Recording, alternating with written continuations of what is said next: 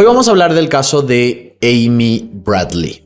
Hace como 4 años había hecho esta historia, pero tengo que admitir que lo había hecho de una manera muy superficial porque lo había puesto en un ranking de casos que habían ocurrido en cruceros. Entonces, no había mencionado un montón de datos importantes para analizar realmente esta historia.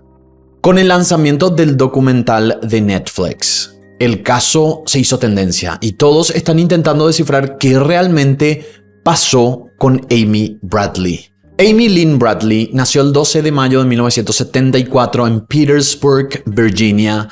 Tenía 23 años al momento de su desaparición. Su padre, llamado Ronald Bradley, trabajaba para una compañía de seguros. Y según Brad, que es el hermano menor de Amy, en una entrevista reciente aseguró que ambos padres trabajaban en la misma compañía y habían recibido un premio por el desempeño dentro de esta empresa.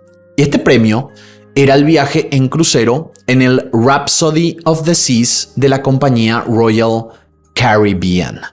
Otros empleados de esta empresa también fueron a este viaje. El crucero salía de San Juan, Puerto Rico, iba a recorrer unas cuantas islas hasta finalizar una semana después nuevamente en San Juan. O sea, ese era el destino final. Empezaba en San Juan, iba a unas cuantas islas y después volvía a San Juan. Encontramos un artículo de febrero de 1998, o sea, muy poco antes del viaje de los Bradley, en donde se asegura este itinerario, que era Aruba, Curazao, Saint Martin y Saint Thomas.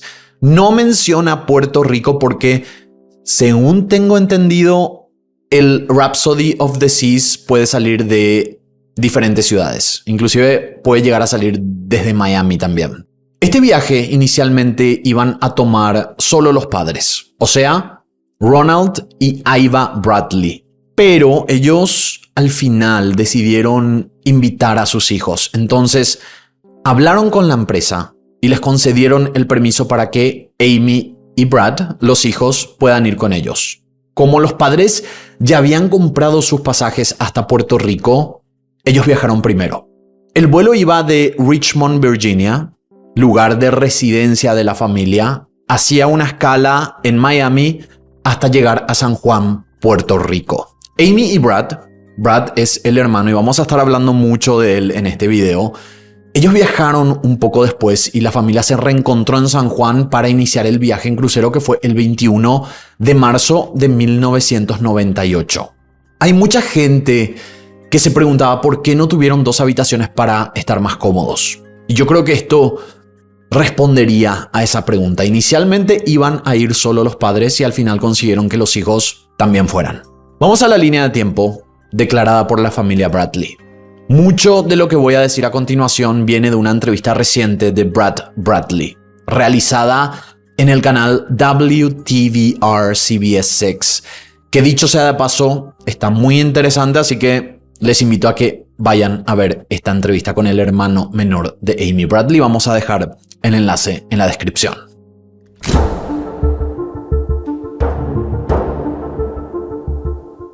El sábado 21 de marzo de 1998. La familia Bradley se instaló en la habitación del crucero y empezaron a disfrutar de lo que la embarcación ofrecía. Fueron al casino y esa noche tuvieron una cena con sus padres y los compañeros de trabajo de la agencia de seguros. El domingo 22 de marzo fue un día entero de navegación. Estuvieron en la piscina, nuevamente cenaron con sus padres y se acostaron temprano porque a la mañana siguiente tenían que levantarse para llegar al primer destino. En la mañana del lunes 23 de marzo de 1998, el crucero llegó a Aruba. La mayoría de los pasajeros se quedaron cerca del puerto de Aruba para ir a centros comerciales, a la playa, pero los Bradley decidieron recorrer la isla. Según la declaración de Brad, el hermano menor, ellos habían agarrado un vehículo, empezaron a explorar Aruba, pero luego se dieron cuenta que se habían perdido. Él menciona que estuvieron aproximadamente 1 hora y media en el vehículo hasta que finalmente encontraron su camino de vuelta, entonces subieron al crucero. Ellos estuvieron en ese crucero durante toda la tarde y a la noche decidieron ir a cenar a uno de los restaurantes del barco. Y aquí empiezan las situaciones que llamaron la atención de los Bradley. Según la familia, esa noche decidieron ir a este restaurante y decidieron vestirse de manera elegante, muy elegante. Cuando se sentaron en una mesa, Brad, el hermano, aseguró que los mozos que los estaban atendiendo le estaban prestando mucha atención a Amy. Es más, alguien llegó a mencionar en esa mesa, como broma, que si necesitaban hacer un pedido, que se lo dijeran a Amy y que ella sea la que le pida a los mozos, porque de esa manera traerían ese pedido rápidamente. Era como una broma en el momento porque se estaban dando cuenta que los mozos supuestamente le estaban prestando mucha atención a Amy. En un momento de la noche se acercó el fotógrafo del crucero, que fue cuando tomaron la famosa foto de Amy con su hermano, que después vamos a hablar sobre esta imagen. Los Bradley terminaron de cenar, fueron a la habitación del crucero para cambiarse porque querían ir a una fiesta en la piscina principal. Esta era una fiesta con música, bebidas y con mucha gente. En un momento Brad vio que Amy estaba hablando con dos mujeres negras uniformadas, pero que no eran uniformes del crucero. Según el hermano, estas mujeres parecían ser de una de las islas porque tenían cierto acento, pero él no estaba 100% seguro de esto porque apenas las había escuchado. Y quédense con este dato en la mente porque mucho más adelante vamos a hablar de estas dos mujeres. Y quiero aclarar esto, voy a tratar de contar toda la línea de tiempo, hay muchas cosas que vamos a desarrollar durante este video. Luego de la fiesta en la piscina, los padres decidieron ir a dormir, pero Amy y su hermano querían ir a ver a una banda que se llama Blue Orchid en la discoteca del crucero que quedaba en el último piso. Para llegar a este lugar se tenía que tomar un ascensor. Entonces, todos fueron a la habitación. Amy y Brad se fueron a esta habitación para prepararse para salir. Según el hermano, él estuvo listo primero y decidió ir a la discoteca antes. Cuando él ya estaba en la discoteca, vio que su hermana Amy estaba subiendo el ascensor con un hombre. Este hombre era Alistair Douglas, más conocido como Yellow, que era el bajista de la banda Blue Orchid que tocaba esa noche. O sea, probablemente Yellow y Amy tomaron el ascensor al mismo tiempo porque no hay evidencias de que hubieran hablado antes. Por lo menos yo no encontré nada que dijera que ellos ya se habían conocido, qué sé yo, en la fiesta de la piscina del barco. Algo importante que mencionar es que al parecer Alistair Douglas, alias Yellow, se cambió de nombre años después. De Alistair pasó a llamarse Christopher Douglas. Pero de igual manera en este video desde ahora solo lo llamaremos por su seudónimo Yellow porque es el nombre que se utiliza constantemente al referirse a esta persona. La banda Blue Orchid tocó sus músicas, creo que eran covers que las personas podían solicitar. Luego de esto empezó la discoteca, muchos empezaron a bailar, incluida Amy. Esa noche se estaba grabando un video promocional en ese lugar y en estas tomas se puede ver a Amy bailando sola y luego con Yellow. Brad en ese momento estaba hablando con dos chicas y él aseguró que le gustaba una de ellas. Además dijo que su hermana nunca necesitó protección. Ella era muy fuerte de carácter y era normal que él no estuviera tan pendiente de ella por la personalidad que Amy tenía. Y esto es súper importante en esta historia. A las 3 a.m., la discoteca apagó la música y prendió las luces. Fue en ese momento que Brad empezó a mirar a todos lados para buscar a su hermana. Y fue cuando vio que en el segundo piso de la discoteca, Amy estaba en una mesa con 5 personas y él reconoció que una de esas personas era Yellow. Él analizó que eran otros miembros de la banda y quizás 1 o 2 mozos. También dijo que ese segundo piso parecía un lugar restringido solo para empleados. Brad le hizo una señal a su hermana de que iba a estar en el pasillo fuera de la discoteca y se quedó hablando con las 2 chicas que había conocido unas horas antes.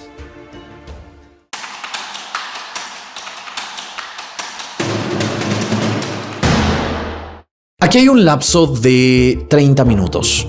De las 3 a.m. cuando cerró la discoteca a las 3:30 a.m. En esos 30 minutos, Brad se quedó hablando con estas chicas y también mencionó que vio a 2 mujeres, al parecer saliendo de la discoteca. Estas 2 mujeres, si es que vieron el documental de Netflix, son las que después serían testigos de la desaparición de Amy. Es más, las primeras testigos de esta desaparición dentro del barco.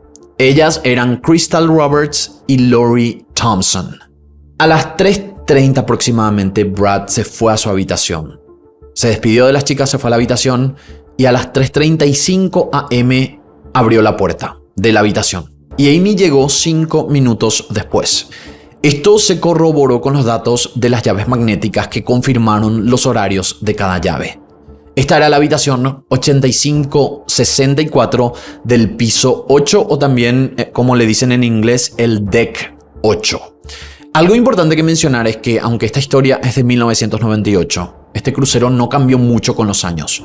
Se reportaron ciertas refacciones, cambios de muebles, pero el concepto de habitación sigue siendo el mismo desde 1997, que fue el año cuando este crucero se habilitó.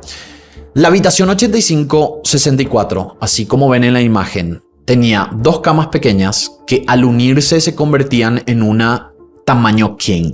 Además había un sillón cama, un balcón con bastante espacio con una mesa, 2 sillas. También había un baño bastante amplio que tenía un jacuzzi. Esta habitación es conocida como la Junior Suite. No es la más lujosa, pero está igualmente en un nivel que se puede considerar medianamente elevado. Permite hasta 4 personas en la habitación, compartiendo ambas camas y también el sillón cama.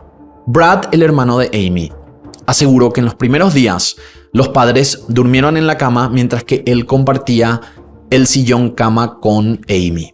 Brad además aseguró que cuando volvieron de la discoteca se había quedado con Amy en el balcón hasta las 4 a.m. aproximadamente y que estaban conversando de diferentes cosas. También estaban fumando cigarrillos, pero en un momento Amy le comentó que Yellow, el bajista de la banda Blue Orchid, le había tocado los pechos o que había intentado tocarla.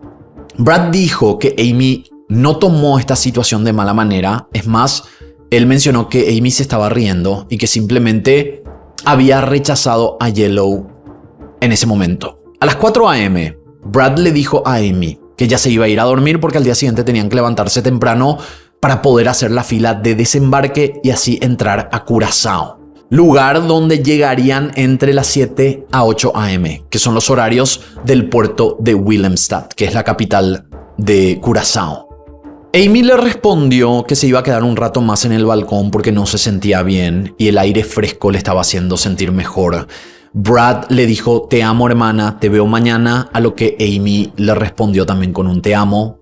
Brad en ese momento entró a la habitación, cerró la puerta corrediza del balcón y se acostó en el sillón a dormir.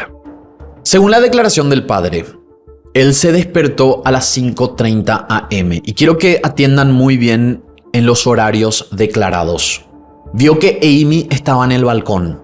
Recordó que él había visto al lado de Amy, haber visto sus cigarrillos, su encendedor y ella estaba recostada, subiendo los pies al parecer en una reposera. Brad, el hermano, corroboró este horario en esta entrevista reciente que les acabo de mencionar.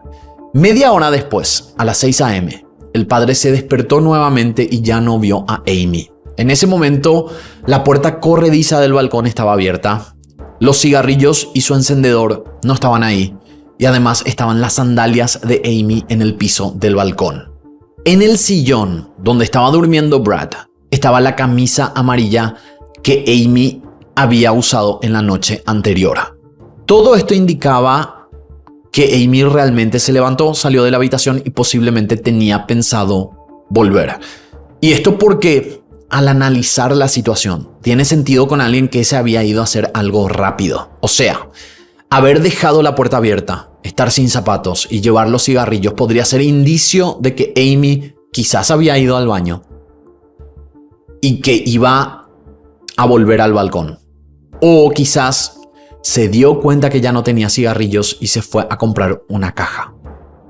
No sabemos. Es como cuando estás en tu departamento, y esto yo lo hice 1000 veces. Te vas a buscar algo del auto. Dejas la puerta del departamento sin estar bajo llave porque vas a volver en unos pocos minutos. Esa es la idea que sale de esta situación. Analizar un poco las acciones que Amy tuvo en esa madrugada. El hermano incluso llegó a mencionar que porque Amy estaba practicando fotografía, posiblemente salió unos minutos a sacar unas fotos del amanecer que dicen que es hermoso en esa zona y luego volvería.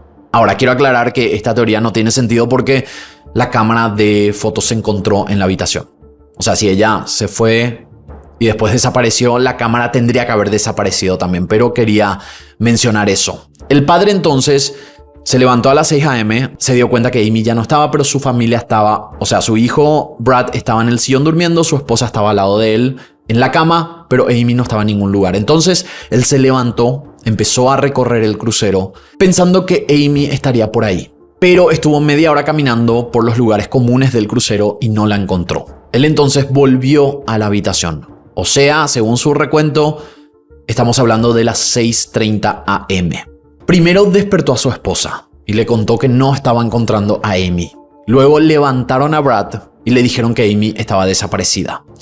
Además le pidieron al hermano que él se quedara en la habitación. Por las dudas, Amy apareciera. Mientras ellos iban a ir a seguir buscando a Amy en el crucero. Los padres indicaron que recorrieron nuevamente el crucero por media hora y volvieron a la habitación. O sea, ya estamos hablando que son las 7 de la mañana. Le dijeron a Brad que Amy seguía perdida y que ahora sí necesitaban su ayuda. De esa manera todos se fueron a recorrer. Brad contó que en un momento se quedó sentado en una mesa en la zona de la piscina y que esto era cerca de las 7 de la mañana. Yellow se le acercó y le dijo: «Hey, siento mucho lo que le pasó a tu hermana». Algo que le llamó la atención porque como Yellow ya sabía sobre lo que había pasado. Ahora, Brad dice que él no sabía si es que sus padres ya habían hablado con la gente de seguridad y posiblemente por eso Yellow ya manejaba esta información. Yellow luego le dijo que había visto a Amy por última vez a las 3:30 a.m. en la discoteca, que fue cuando ella se fue a su habitación y él se fue a la suya. Yellow le preguntó qué había pasado, a lo que Brad le empezó a contar la historia, pero Yellow le interrumpió, diciéndole que quería llamar a su hermano para que también escuchara lo que había pasado. Yellow se fue por unos minutos y volvió con uno de los integrantes de la banda. Aquí hay que aclarar que no sabemos si esta persona era realmente el hermano de Yellow o si simplemente ellos se llamaban de esa manera de cariño. En ese momento Brad procedió a contarles lo que sabía, pero también en ese momento ya se estaba haciendo el llamado para desembarcar porque el crucero ya estaba en Curazao. En ese momento el padre solicitó a las autoridades del crucero que no permitieran bajar a nadie hasta encontrar a su hija y que hicieran un anuncio en los parlantes sobre la desaparición de Amy. Ambas solicitudes fueron denegadas por el crucero, según la familia. Hay reportes que dicen que el crucero estaba en capacidad máxima, o sea, este crucero podía albergar hasta 2.000 pasajeros y más de 750 empleados. Los padres dijeron que la excusa que les dieron fue que no podían afectar las vacaciones de casi 2.000 personas porque el itinerario tenía que continuar y que no querían hacer el anuncio en los parlantes para no perturbar a los huéspedes. Creo que esta es la parte más indignante del documental de Netflix y ustedes díganme en los comentarios si sintieron lo mismo que yo.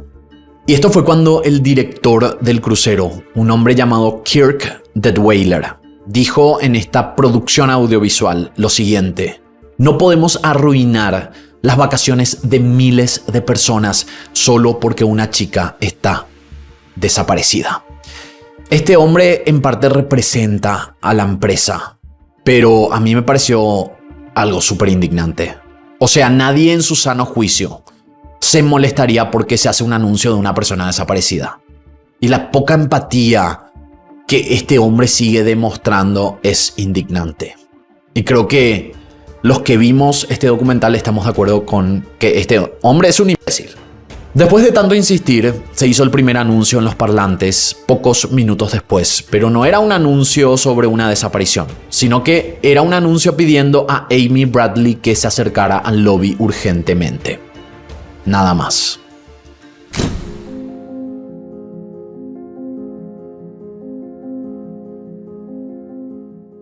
En este momento estamos en una situación en la que ya casi no hay pasajeros en el crucero.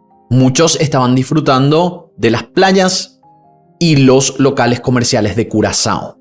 El Royal Caribbean le dijo a la familia que le daría una habitación en un hotel porque ellos tenían que dejar entrar al FBI para que investigara la escena. Es importante mencionar que un tío de Amy fue el que logró solicitar que el FBI fuera parte de la investigación, porque hasta ese momento solo el Royal Caribbean estaba investigando el hecho. Aparte de esto, también se empezaron los rastrillajes fuera del crucero. Fue un despliegue enorme, con helicópteros, buzos, barcos, en aire, agua y tierra. Pero esto no llegó a nada. No había señales de Amy, no había objetos o prendas que podrían relacionarse con ella o con el caso. Aquí fue cuando las autoridades le dijeron a la familia que Amy definitivamente no estaba en el mar porque se iba a tener que encontrar algo. No estaba tan lejos el crucero de el puerto de Curazao. Entonces algo por lo menos tendrían que haber encontrado. Si no era el cuerpo, tendría que haber sido una prenda, algo. Pero no se había encontrado nada. El FBI llegó a usar perros olfateadores para tratar de encontrar pistas dentro del crucero, pero tampoco esto llegó a nada resaltante. También empezaron a entrevistar a todos los empleados con detectores de mentira. Según lo que tenemos entendido, todos pasaron esta prueba menos Yellow. Su resultado fue inconcluso, lo que no quiere decir que hubiera mentido, pero llamaba la atención. Igual yo tomaría este dato con pinzas, porque si son más de 750 empleados, no creo que Yellow hubiera sido el único que habría salido inconcluso, pero esto es lo que sabemos. Una vez que se terminaron las investigaciones, el crucero fue habilitado de nuevo y salieron de Curazao camino a Saint Martin. La familia se quedó en la isla. Estamos hablando de que ellos se quedaron en Curazao. Y se quedaron en este hotel que el Royal Caribbean les había dado, porque querían esperar a que los rastrillajes terminaran. Una vez que les dijeron que no se había encontrado nada, el jefe del papá de Amy, el jefe de esta compañía de seguros, contrató un jet privado para llevar a la familia desde Curazao hasta Saint Martin y así ellos podrían subir de nuevo a este crucero. Esto, según la declaración de Brad, el hermano menor de Amy, había ocurrido un día y medio después de la desaparición. O sea, ya estamos hablando del 25 de marzo de 1998. El FBI también viajó hasta Saint Martin porque ellos querían enfocarse en interrogar a ciertas personas que para ellos eran sospechosos o sospechosas. La familia no sabía en ese momento que ellos también eran sospechosos. El hermano contó que ya estando de vuelta en el crucero, el FBI entrevistó a Ronald, el padre, a Aiva, la madre, y a él, a Brad. Fueron interrogatorios separados y sorprendentemente, esto contó Brad, los abogados del Royal Caribbean estuvieron presentes en todas las entrevistas, algo que no debería haber pasado. Los familiares también tomaron las pruebas del polígrafo y al parecer pasaron, aunque no hay reportes oficiales de esto, sino que es algo que Brad asegura en sus entrevistas con medios de comunicación. Yellow también fue interrogado nuevamente, pero en esta ocasión por alguna razón había sido descartado. Cuando Yellow salió de este interrogatorio, Brad mencionó que vio que Yellow se estaba riendo, como irónicamente, y que le había hecho high five a sus amigos. O sea, era como que estaba festejando. Y esto fue algo que él mencionó que le molestó muchísimo y que aseguró que le dieron ganas de pelearse con él, porque sentía que él se estaba burlando de ellos. Ellos pasaron una noche más en el crucero y bien temprano, entre las 4 a.m. y 5 a.m. del 26 de marzo de 1998, Aiva, que es la madre de Amy, y Brad, el hermano menor, decidieron trazar el posible camino que Amy había tomado en la mañana de su desaparición. Aquí fue cuando se encontraron con las dos chicas que vieron a Amy, que fueron testigos. Estamos hablando de Lori Thompson y Crystal Roberts. Y estas son las chicas que aparecen en el documental de Netflix y serían las primeras testigos de la desaparición. Ellas aseguraron haber visto a Amy y Yellow juntos subiendo el ascensor camino a la discoteca. Esto habría pasado entre las 5 y 6 a.m. Quiero aclarar. Ellas mencionaron en su momento que habían visto a Amy y Yellow en el ascensor. El hermano, Brad, fue el que aseguró después que ese ascensor era el mismo ascensor que te lleva hasta la discoteca y que ellos se habrían bajado o habrían salido del ascensor en la discoteca. Ellas además mencionaron que luego vieron, un poco después, a Yellow bajando del ascensor solo, ya sin Amy, y que Yellow pasó al lado de ellas con la cabeza baja. En este momento fue cuando la familia se enteró por primera vez de este avistamiento. Ellos fueron a hablar con el jefe de seguridad para darles esta información. Brad mencionó que cuando se acercó a este jefe de seguridad, él tenía un aliento muy fuerte a whisky, algo que le molestó porque sentía que no estaban tomando en serio la desaparición de su hermana. Un poco después decidieron que era hora de volver. Tomaron un vuelo a Virginia desde Saint Martin para empezar a trabajar en los nuevos planes para encontrar a Amy. Brad mencionó que durante este vuelo hubo mucha turbulencia y su papá dijo en un momento que no le importaba si el avión cayera. Un comentario que tiene sentido en parte por el dolor que estaban sintiendo, pero que también es algo que lo quiero analizar un poco más adelante. Estos son los datos corroborados de la línea de tiempo y la investigación posterior. Ahora, hablemos de la hipótesis de la familia. ¿Por qué ellos creen que Amy sigue viva y fue secuestrada?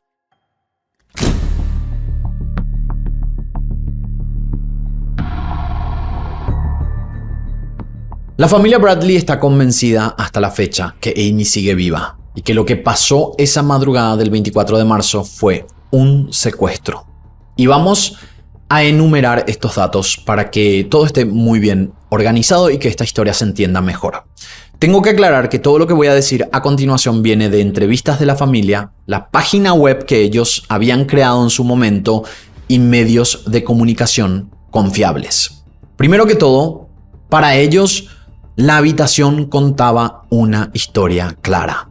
Así como dijimos, Amy habría salido de la habitación por alguna razón y según la familia la secuestraron. Luego estaban las dos testigos, Crystal y Lori, que recién habíamos hablado sobre esto, que dijeron que habían visto a Amy entre las 5 a 6 a.m. En ese momento ellas estaban en el deck de la piscina y fue ahí cuando vieron a Amy y Yellow que estaban subiendo el ascensor camino a la discoteca. Ellas además aseguraron que unos minutos después, como mencioné, y voy a decir de nuevo porque hay algo más que quiero aclarar, Yellow bajó del ascensor solo, ya sin señales de Amy. Yellow era descrito como arrogante y alguien que cuando tenía la oportunidad de hablar con chicas lo hacía. Pero estas dos testigos mencionaron que en ese momento, cuando lo vieron, él estaba con la cabeza baja y pasó al lado de ellas sin decirles completamente nada. Los horarios, según la familia, cuadraban con la llegada a la isla de Curazao, que podría haber permitido el secuestro. Se menciona que el desembarco había iniciado a las 7 a.m., entonces no había pasado mucho tiempo. Además, estamos hablando de que posiblemente un empleado, que era Yellow, podría haber tenido la posibilidad de bajar antes que el público en general. Al inicio les comenté sobre una página web que la familia había creado para mantener al público informado. Esta página era tggweb.com/Amy Bradley. Y digo era porque esta página ya no existe actualmente.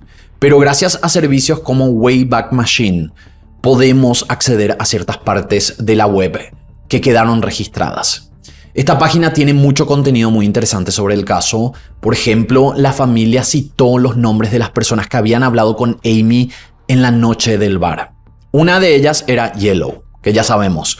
Pero también mencionaron a un hombre llamado Katalin, de nacionalidad húngara, y 3 meseros llamados Patrick, David, Kato y Eduardo Cabrito. La familia aclaró que no sabe si todos están involucrados, pero creen que Yellow es el mayor sospechoso.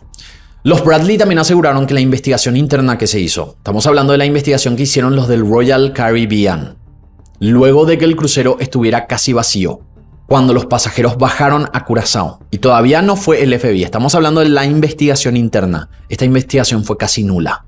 Ellos mencionaron que solo se buscaron en áreas comunes, pero no sectores restringidos, ni tampoco registraron cada esquina. Es más, dicen que duró poco tiempo para el tamaño de la embarcación. Ahora, hablemos de la foto de Amy y su hermano y del video en la discoteca. Esto sale en el documental de Netflix. Según la familia, querían ver si es que en estas fotos que se habían sacado 12 horas antes. Acuérdense, esto fue en esa cena que ellos se habían ido elegantes. ¿Se acuerdan que había comentado? 12 horas antes de ir a la discoteca. Y ellos querían ver en esas fotos si es que veían algo interesante. Acuérdense que ellos también habían mencionado que los mozos se veían muy interesados en Amy. Entonces cualquier evidencia iba a funcionar o servir para tratar de descifrar qué pasó con su hija. Cuando ellos fueron a la oficina donde se colocaban todas las fotos de los pasajeros, porque este era un lugar donde el fotógrafo ponía en las paredes todas las fotos y los huéspedes podían ir a comprar estas fotografías. Ellos fueron hasta este lugar. El fotógrafo dijo: yo sé exactamente dónde están las fotos de Amy, les llevó hasta ahí y todos se quedaron sorprendidos al ver que las fotos ya no estaban ahí. Todas las fotos donde Amy supuestamente aparecía no estaban más en la pared. El fotógrafo les preguntó si es que ellos fueron los que, o si alguien de la familia fue a retirar las fotos antes. Ellos dijeron que eso no pasó. Y acá hay que mencionar a la hija de Yellow, que es una chica que aparece en el documental de Netflix. Ella aseguró en este documental que su madre le había comentado en una ocasión que una vez encontró en una valija de Yellow decenas de fotos de mujeres de aparentemente pasajeras de los cruceros donde Yellow trabajaba. Y esto encajaba con la idea de que quizás Yellow fue el que robó estas imágenes. La hija de Yellow en el documental incluso llama a su padre para enfrentarlo, que es una parte súper fuerte dentro de este documental. Yo tengo que aclarar, este documental está muy bien hecho, está muy bien contado y tiene estas partes que son súper sorprendentes. Uno nunca se esperaría escuchar la voz de Yellow, que es el mayor sospechoso en este caso. Pero Yellow en esta conversación, en todo momento, dijo que él nunca estuvo involucrado y que inclusive esta historia le había perjudicado enormemente en su vida personal, en su vida laboral. Ahora, hay otra teoría que también tiene sentido con este tema de las fotos. Y es que el Royal Caribbean, y esto supuestamente no estamos asegurando nada, que el Royal Caribbean, como cualquier empresa que quiere mantener su reputación, podría haber quitado estas fotos para que no existiera nada referente a Amy. Esto en parte podemos decir que se comprueba dentro del documental de Netflix, porque este fotógrafo fue también el que filmó los videos en la discoteca. Videos donde Amy aparece. Y él había asegurado que le habían solicitado los videos originales. Él dijo que no, hizo una copia de los videos y esta copia fue la que entregó. Entonces se quedó con las originales que luego él después liberaría y son los videos que podemos encontrar en internet sobre Amy. Parecía como que alguien, ya sea el Royal Caribbean o sea Yellow, quería eliminar cualquier evidencia de la presencia de Amy en el crucero. Por eso llamaba mucho la atención si es que estas fotos se encontraban, que después se encontraron obviamente, podrían ver en el fondo si aparecía una persona. ¿Por qué robarían estas fotos? Tendría que haber algún sentido. Pero esto al mismo tiempo no significa que ellos podrían estar involucrados, sino que querían salvar su negocio si es que hablamos del Royal Caribbean. Porque si algo realmente pasó ahí, el crucero podría haberse afectado con esta noticia. Esa es la verdad. Podría tener una muy mala publicidad y afectarle en ventas. Esto no es defendiendo al Royal Caribbean para nada. Esto es simplemente diciendo la verdad de cómo las empresas lastimosamente se manejan en situaciones similares. La familia le preguntó al fotógrafo si podían revelar de nuevo las imágenes, a lo que el empleado les dijo que sí, y por eso hoy en día tenemos acceso a estas fotos.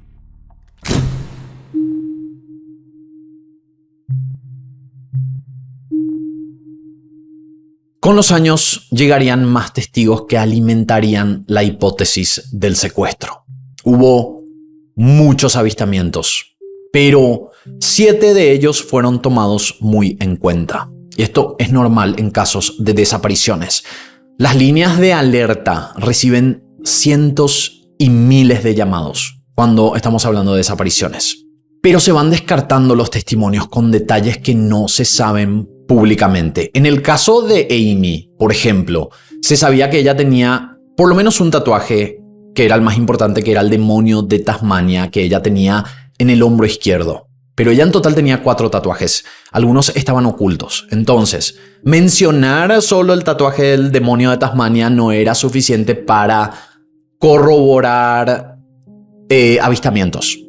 Pero si había personas que decían o mencionaban los otros tatuajes que estaban más ocultos, eso era suficiente para el FBI o los investigadores para analizar un poco más esa declaración de ese testigo.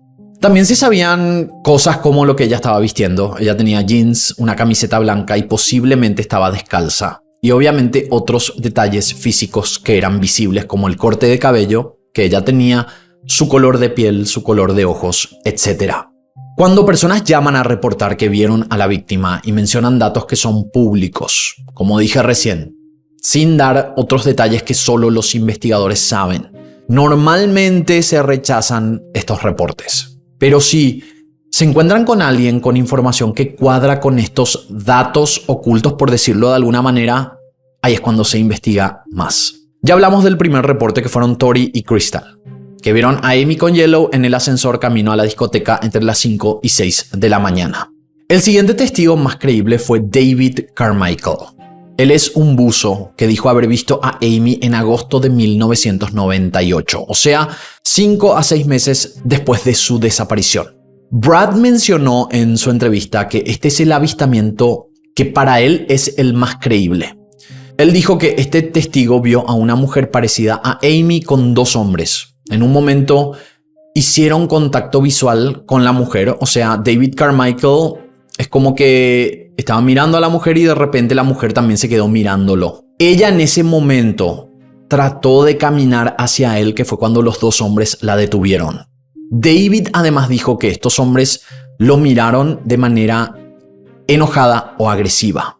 Es importante mencionar que él no sabía sobre la desaparición al momento. En su declaración él apuntó a 3 de los 4 tatuajes que Amy tenía. Y por eso este es el avistamiento que Brad cree como el más realista, porque mencionó ciertos tatuajes que no se conocían públicamente.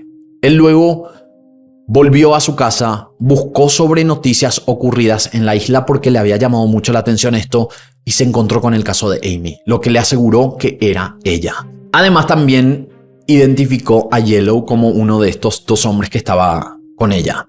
El tercer testigo que se tomó en cuenta fue un taxista. Este hombre dijo que en la mañana del 24 de marzo de 1998, horas después de la desaparición, vio a Amy sola corriendo en un estacionamiento y visiblemente nerviosa. La mujer se le acercó, le preguntó dónde podía conseguir un teléfono, a lo que el taxista le apuntó hacia una dirección, pero extrañamente, según la declaración de este hombre, Amy se fue al otro lado. El problema con este testigo fue que solo mencionó cosas que se sabían de manera pública y tampoco dijo si Amy estaba descalza o no. Y acuérdense, esto fue supuestamente en el mismo día que ella había desaparecido. Entonces tendría que haber estado descalza. También podría ser, podemos analizar que encontró zapatos o alguien le dio zapatos o lo que sea, pero es como que tiene que tener coherencia con lo que había pasado anteriormente. Esto no quiere decir que él mintiera, pero puede ser que había visto a otra persona. Esto es algo que hasta el hermano de Amy aseguró en su entrevista, que no confiaba mucho en este testimonio. La siguiente testigo fue una mujer llamada Judy Maurer, que dijo haber visto a Amy durante un viaje que hizo a Barbados en el año 2005. Yo me acuerdo haber visto en Netflix que ella dijo que entró a un bar y era un baño en un bar, pero Brad en su entrevista dice que esto había pasado en una especie de centro comercial y que era en un baño de un local de este centro comercial en Barbados. Cuando ella estaba en el cubículo del baño, escuchó que una mujer estaba hablando con 2 hombres dentro del baño. Estos hombres le estaban diciendo que estuviera lista para ir, a lo que la mujer preguntó si podía ir a ver a los niños primero, a lo que los hombres le dijeron que sí. Yo entiendo que esta situación pasó cuando Amy, esta mujer, no sabemos si es Amy, abrió la puerta de este baño. Ahí es cuando se escuchó que ella tuvo una conversación con los hombres. O sea, los hombres aparentemente no entraron al baño. Ella pidió para ver a los niños, cerró la puerta del baño y se fue frente al espejo. Cuando esta mujer, Judy Morer, escuchó esto, que se cerró la puerta, los hombres ya no estaban ahí, ella se fue a lavarse las manos y que fue el momento cuando se paró al lado de esta mujer, frente al espejo, y vio que ella estaba como que estaba cabizbaja, como que estaba triste. Entonces le preguntó su nombre. La miró a la cara, o sea, la supuesta Amy miró a la cara a Judy y empezó a acercarse a ella y le dijo que su nombre era Amy. Después ella comentó que abrió la puerta del baño, vio que uno de los hombres estaba parado enfrente, entonces se hizo la tonta y salió del lugar. Ella luego le comentó esto a su esposo y poco tiempo después vio una imagen de Amy que le corroboró que era exactamente la misma persona. Ahora, estamos hablando de esta famosa imagen que la familia había recibido en el año 2005 de manera anónima vía correo electrónico. Y esta era una mujer que tenía ropa sugerente. Además, en este correo electrónico también habían dejado un enlace, que era una página de mujeres a las que podés contratar para ciertos servicios, y en esta página estaba esta foto. Esta es una de las imágenes más polémicas del caso, porque muchos creen que es Amy. Y esto comprobaría que ella está viva. Pero vamos a tocar el tema de la foto un poco más adelante. Como dije hace rato, tenemos tanto que tocar con este caso que no quiero que nos confundamos y nos vayamos a otras informaciones, porque quiero que esté todo bien organizado. Después vamos a volver a todo lo que estoy comentando. En el 2007 hubo una pareja que había ido a cenar a un restaurante en Aruba que se llama Mills Restaurant.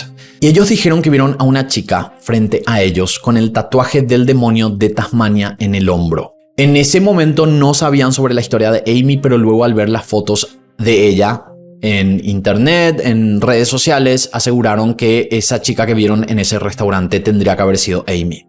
El sexto avistamiento fue de una mujer que no quiso denunciar oficialmente por miedo. Este es uno de los testigos que no salió en el documental de Netflix. Ella mencionó que en ese momento, estamos hablando del año 2005, ella estaba viviendo en San Francisco, California.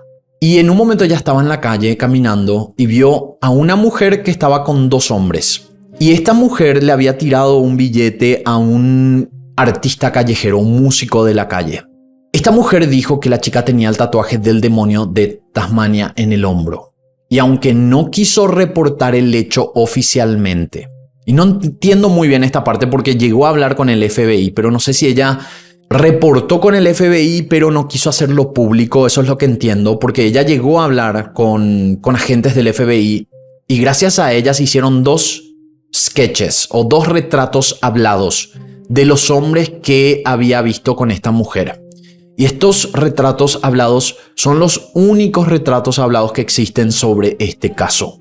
Por eso yo creo que tiene relevancia también este avistamiento.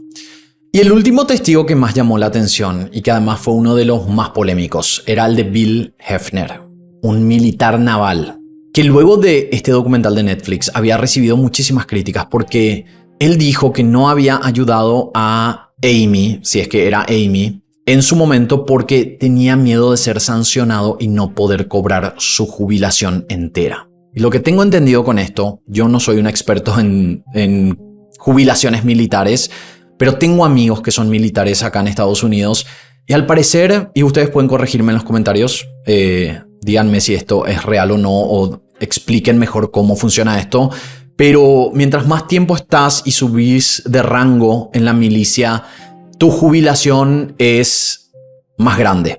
Entonces, en ese momento, él había mencionado que todavía le quedaban unos años para jubilarse y que él quería recibir el mayor monto de jubilación posible y que si a él lo encontraban o él aceptaba que él estaba en este burdel, lo iban a sancionar.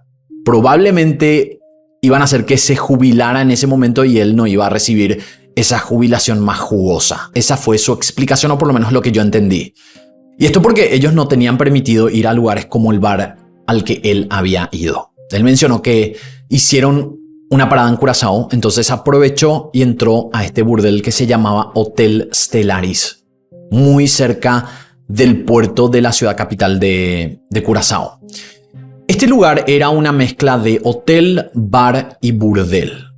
Tenía fama de ser peligroso. Bill dijo que solo entró para tomar una cerveza, que fue cuando él dijo eso, solo entré para tomar una cerveza a un burdel, que fue cuando una mujer se le acercó.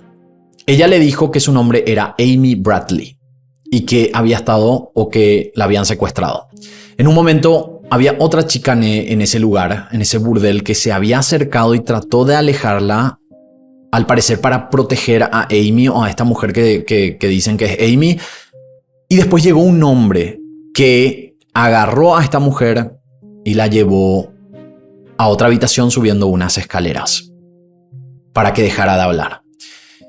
Él fue muy criticado, como dije, porque si su historia es verdad, él prefirió guardar este secreto, no salvar la vida de una mujer, sea Amy o no, que le estaba pidiendo ayuda para mantener su posición en la milicia de Estados Unidos. La mayor duda con su testimonio tenía que ver con sus razones de ir al bar. Por eso me reí cuando él mencionó eso. El haber entrado solo para tomar una cerveza no tiene sentido. El Hotel Stellaris queda a 5 minutos en auto del puerto. O sea, 5 minutos de distancia del puerto. Pero hay otros locales mucho más cerca para tomar una cerveza, lo que hace pensar que él fue a ese lugar con otras intenciones. Es más, esto tendría que haber pasado después de 1999, cuando, y esto vamos a hablar más adelante, el puerto de Curazao había tenido refacciones súper importantes porque Curazao cada vez tenía más turistas y ellos necesitaban que este puerto se agrandara. Y se hizo un proyecto en 1999 y este proyecto incluyó también locales comerciales dentro del puerto. ¿Por qué si tenés tantos locales comerciales dentro del puerto? Te vas a un burdel, primero que todo, a 5 minutos de distancia. ¿Cuántos son 5 minutos en auto caminando? Media hora, 20 minutos, no sé. Puedo haber tomado un taxi también, pero ¿entienden lo que digo? Y de ser así, posiblemente, y esto cree mucha gente, Bill en verdad podría haber pagado por estar con Amy, lo que tendría más sentido con su historia. Pero obviamente él quedaría mucho peor, más todavía contando esto de manera tan pública en el documental de Netflix.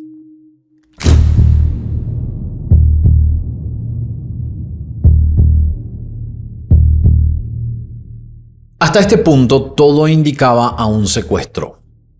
Hay más datos que tenemos que mencionar y abarcar con esta hipótesis. La foto del año 2005 es probablemente la evidencia más resaltante. El FBI hizo un análisis de esta imagen y dieron como resultado que las probabilidades de que esta mujer fuera Amy Bradley son altas. Esto no significa que sea 100%, pero hay que hablar con los hechos. Yo también siento, viendo esto, que podría ser Amy, pero el FBI dijo que las probabilidades son altas, pero no pueden confirmar al 100% porque no hay más evidencias. O sea, no hay metadata en la imagen, o por lo menos datos claves que llevaran a confirmar de dónde proviene la foto. Aunque los análisis forenses indican que hay similitudes en el mentón, ojos y pómulos, la forma de la oreja es la más inconclusa. Y yo sé que en Netflix muestran como un gráfico de que las orejas son iguales, pero esto en verdad, si hacen una comparación ustedes con estas imágenes, van a ver que la oreja es lo que menos se parece. Tiene ciertas similitudes, pero no son iguales. Y esto es algo importante que hay que comprobar en este tipo de análisis. La oreja es una de las partes del cuerpo que tiene que encajar entre la imagen y la víctima. De igual manera, esto no quiere decir que sea o no sea. No sabemos. Eso es lo que dice el FBI. No sabemos a ciencia cierta si esta es Amy. Mucha gente cree que sí. Yo también creo que podría llegar a ser. En esta foto tampoco se ven los tatuajes, lo que podría indicar que es una foto modificada. Al mismo tiempo que podría ser una imagen modificada para que no se pareciera a Amy, también podría ser una imagen modificada para que se pareciera a Amy. Pero el FBI dijo que tampoco hay evidencias de estas supuestas modificaciones. La mujer en la imagen estaba en una web de escorts bajo el nombre de Jas, J-A-S.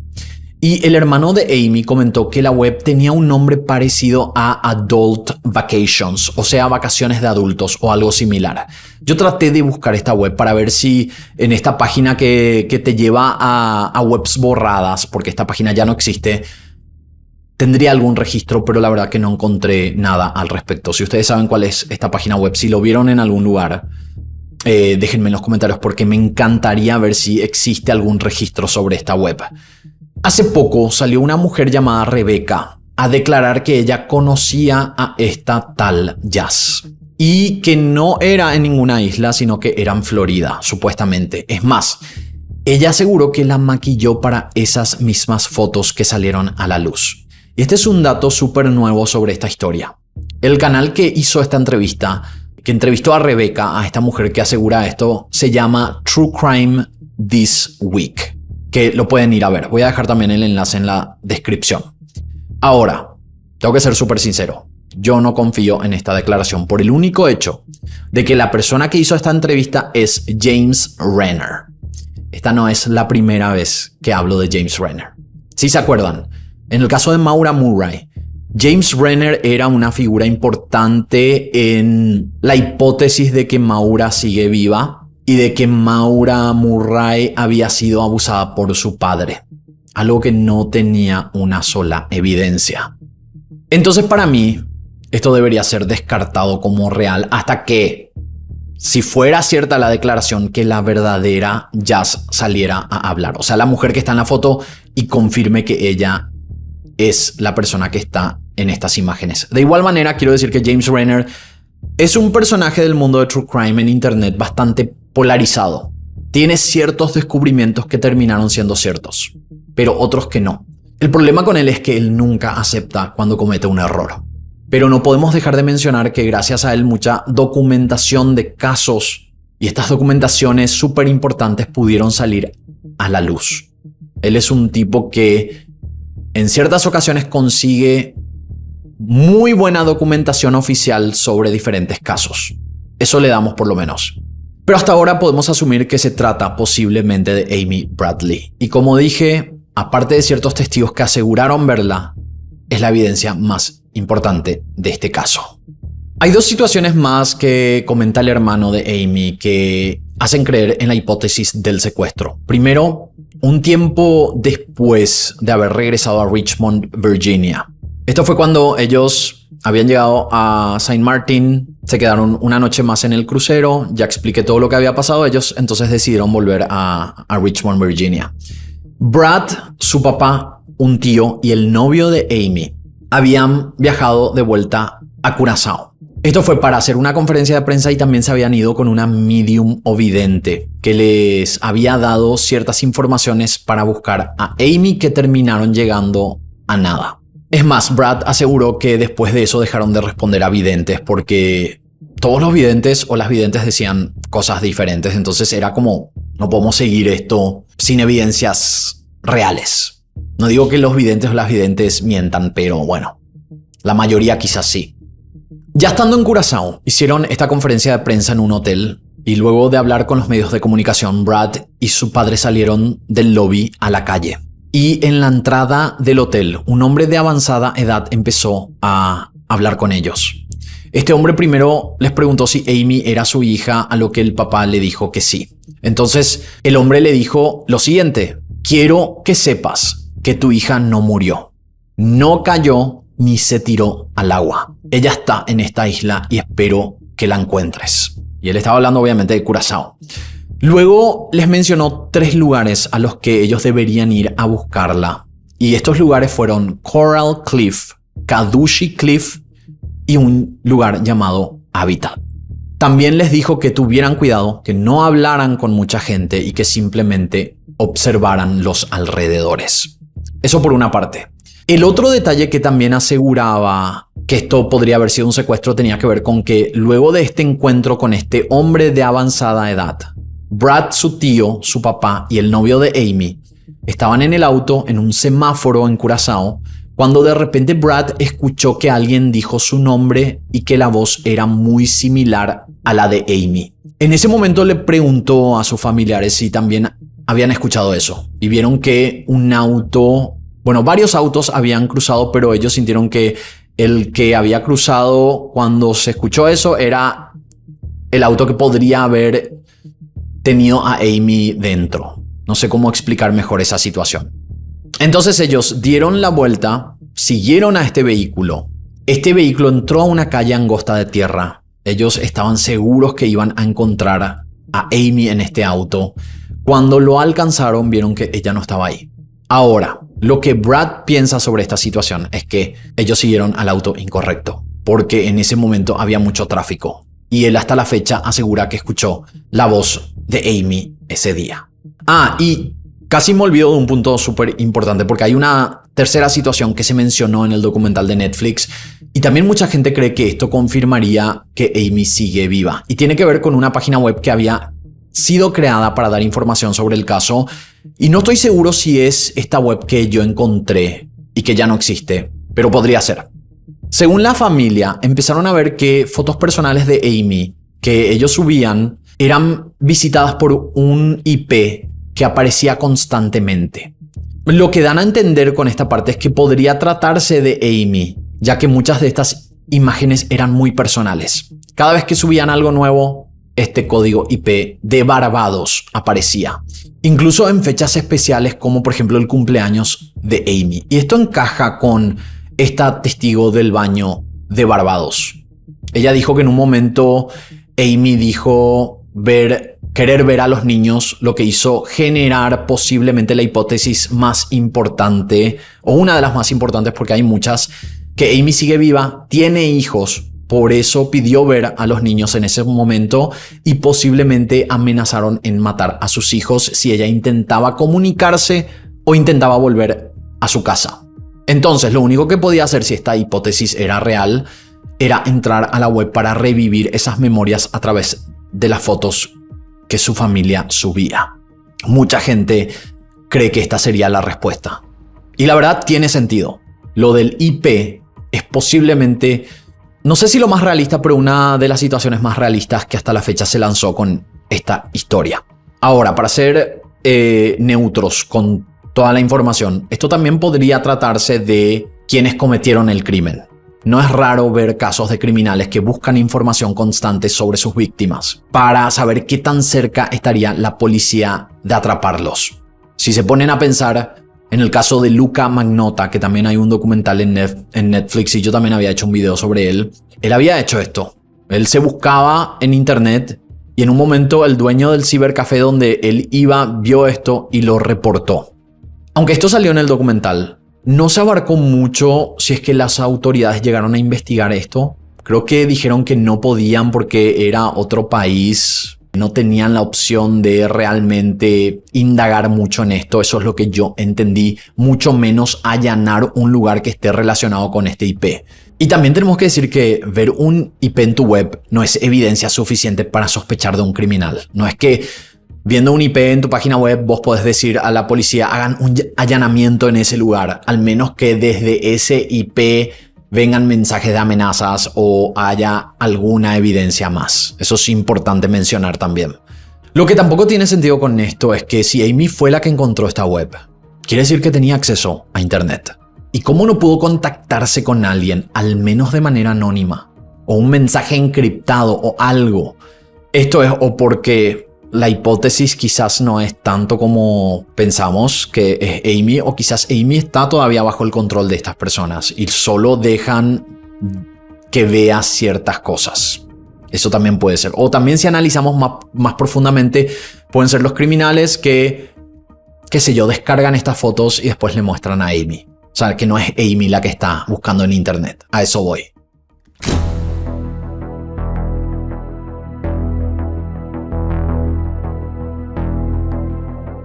Bueno, ahora entramos a un terreno sensible.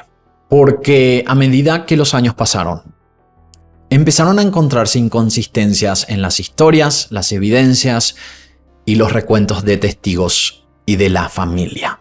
Amy realmente fue secuestrada o murió esa madrugada del 24 de marzo de 1998. La familia desde el comienzo habló con los medios de comunicación. El primer reporte que nosotros encontramos, por lo menos, data del 27 de marzo de 1998, o sea, 3 días después de la desaparición. Y esto es sumamente importante en esta historia. Y ahora les voy a explicar por qué. En ese momento, en la fecha 27 de marzo, la investigación seguía en curso. Todavía no se sabía qué había pasado. Pero la familia ya estaba hablando con la prensa y asegurando que Amy había sido secuestrada. Que siendo sincero, me parece extraño porque hasta ese momento la investigación estaba bastante cerrada. El FBI no estaba diciendo mucho, ni de los interrogatorios que había realizado, ni de las entrevistas a la familia, ni sobre los rastrillajes. Entonces, confirmar algo así era incluso irresponsable por parte de la familia. Por algo los investigadores suelen recomendar que los familiares no hablen muy pronto con los medios de comunicación para preservar la investigación. Y esto pasa en muchas investigaciones. La familia prácticamente desde esa madrugada actuó de manera extraña. Ellos decían que en media hora supuestamente ocurrió el hecho. Desde las 5:30 am, cuando el padre se levantó y vio que Amy estaba en el balcón, y las 6 am, que fue cuando el padre volvió a levantarse y Amy ya no estaba ahí. Su reacción de preocuparse, y esta es mi opinión, no suena a algo legítimo. Más sabiendo la personalidad de Amy, algo que Brad, su hermano, confirmó múltiples veces. Amy era una chica independiente, fuerte de personalidad, que no se quedaba callada y aunque era una buena persona, no era sumisa ni alguien que necesitaba protección. Ella vivía completamente sola. Que Ronald, el papá, se haya levantado con la idea de que su hija estaba en problemas suena raro. No estamos hablando de una desaparición en un bosque o en plena ciudad. Es un crucero donde nadie puede salir ni entrar hasta que el barco estuviera en algún puerto. Y trato de ponerme en su lugar. Yo levantándome en un crucero y que algún familiar no estuviera en la habitación, probablemente voy a pensar que simplemente ya se levantó y se fue a desayunar o algo parecido. En mi caso, yo no sé, me quedaría dormido de nuevo o capaz que, no sé si haría lo que él hizo. A mí me parece extraño.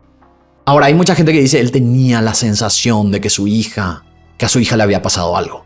Puede ser también, no sé. Pero esto se pone aún peor.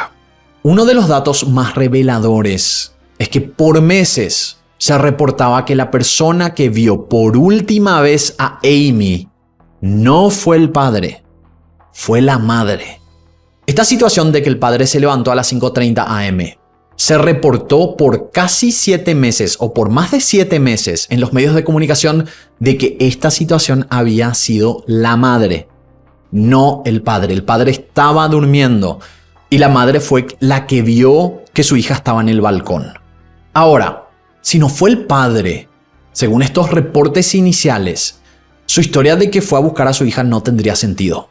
Porque si fue la madre la que vio a la hija en el balcón y después a las 6 am se levanta el papá con la idea de que su hija que algo le pasó a su hija, no tiene sentido. Porque el padre supuestamente no había sido el que vio a su hija en el balcón. ¿Se entiende lo que digo? Tendría que haber sido la madre. Otra información que aparece por meses, también por más de 7 meses, en los primeros artículos del caso tiene que ver con la noche en la que Amy y su hermano fueron al bar. Y en estos artículos, y hay muchísimos, se habla de que el padre se había levantado a las 3 am. Y tengo que aclarar, estas son entrevistas con la familia. Ellos cometieron el error de hablar muy pronto con los medios de comunicación, al parecer, y dieron información, pero vamos a hablar de esto. Pero según estos artículos, el padre se había levantado a las 3 am. Vio que sus hijos todavía no estaban en la habitación. Él se vistió, se fue hasta la discoteca, vio que ambos estaban ahí y les dijo que se fueran con él. Supuestamente, ambos habían ido en ese momento a la habitación. Los tres se quedaron hablando por un momento en el balcón. Estamos hablando de Amy, Brad y el papá. Hasta que Ronald le dijo a Brad que se fuera a dormir. Y así ahí Amy se habría quedado sola en el balcón. Analicemos esto. Primero, ¿Por qué el padre le diría a su hijo de 20 a 21 años que ya se fuera a dormir, pero no a Amy? Segundo, esta declaración no cuadraba con una de las mayores evidencias del caso, que en ese momento cuando ellos declararon esto, no había salido a la luz. Estamos hablando del sistema de llaves magnéticas. Brad entró con su llave a la habitación a las 3:35 am y Amy entró con la suya a las 3:40. Esto no encajaba con la declaración del padre. Él dijo, a las 3 am me fui a buscar a mis hijos y los traje a la habitación. Hoy en día, luego de que esta evidencia saliera a la luz, estamos hablando de las llaves magnéticas. Parecía que la familia había cambiado su testimonio para que encajara. Y esto se ve muchísimo en comparación a los primeros artículos. Y pasa en muchas situaciones. O sea, ellos dicen algo, después se comprueba que no fue así y ellos cambian su testimonio. Es muy raro. Otro detalle que tiene que ver con las horas. En los nuevos artículos de este caso, artículos periodísticos y también en el documental de Netflix, los familiares aseguran que Ronald, el padre, se levantó a las 6 am y se dio cuenta que su hija no estaba, entonces se fue a recorrer el barco. Para ese momento estaban muy cerca de desembarcar, entonces por eso creen que justo en ese momento fue cuando sacaron a su hija del crucero. Esta nuevamente es otra inconsistencia. En los primeros artículos la familia aseguraba que el padre se había levantado a las 5 am y que en ese momento él salió a buscar a su hija. Pero obviamente ese horario estaba mucho más alejado del horario de la llegada a Curazao. No encajaba con la idea del secuestro. Y esto tampoco encajaba con los testigos que supuestamente vieron a Amy a las 5 de la mañana.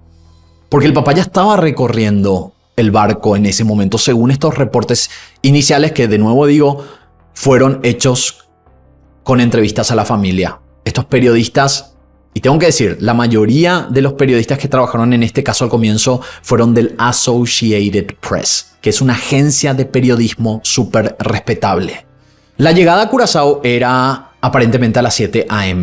Aparte de esto, el puerto de la ciudad todavía no tenía las refacciones que habíamos comentado, porque ellos estaban planeando, el puerto de la capital de Curazao estaba planeando para el año siguiente hacer este proyecto enorme para agrandar el puerto porque estaban teniendo muchísimas visitas, muchísimos turistas. ¿Qué significa esto? Que en marzo de 1998, cuando ocurrió este hecho, salir al puerto tomaba horas. Primero se tenía que esperar a que los otros cruceros bajaran a los turistas, porque tengo entendido que en 1998 solo había 2 entradas para los cruceros. O sea que si habían varios cruceros se tenía que esperar. Por eso estaban haciendo este mega proyecto para el año siguiente. Pero incluso si el barco del Royal Caribbean era el primero en la fila, no significaba que a las 7 am se iban a abrir las puertas. Y acá yo leí un poco cómo funciona todo esto. Los agentes del puerto tienen que dar primero la aprobación, luego de controlar todos los papeles del crucero. Segundo, estamos hablando de 2.000 personas que tenían que bajar de a poco de ese crucero. Hay muchos reportes que con esa cantidad de huéspedes podía tomar hasta 2 horas a 3 horas en hacer todo este proceso. Y la fila que se tiene que hacer en esa salida del crucero con estas 2.000 personas. No sé si se entiende. Yo nunca me fui a un crucero. Por favor, díganme en los comentarios si estoy equivocado o si esto es así. Esto es lo que yo leí en páginas especializadas en cruceros. Entonces, si vemos que las horas que se reportaron inicialmente fueron mucho más temprano de lo que dicen ahora, que la madre había sido la que supuestamente vio a su hija durmiendo en el balcón, que todavía estaban lejos de Curazao y que el proceso de desembarque tomaba horas en esa época, la hipótesis del secuestro no tiene peso. Acá hay algo interesante que pasó en los primeros reportes del caso de Amy Bradley. Por 7 meses, como dije, estos fueron los reportes. Esto es lo que se decía. Todo lo que mencioné recién. Después de octubre de 1998, hubo un lapso que no se estaba hablando sobre Amy Bradley. Estamos hablando de muchos meses. Y después en un momento volvieron estos artículos ya con la nueva versión. Para ese momento ya había muchas evidencias que habían salido a la luz. Eso es lo que me parece extraño con todo esto. Por 7 meses se reportó todo esto que mencioné. Hubo un lapso que no se reportó nada sobre Amy y después empezaron los nuevos artículos con todas las versiones que hoy en día conocemos. A mí me parece súper extraño y yo por lo menos confío en la agencia Associated Press. Es la que tiene mejor reputación en cuanto a periodismo desde hace muchísimo tiempo.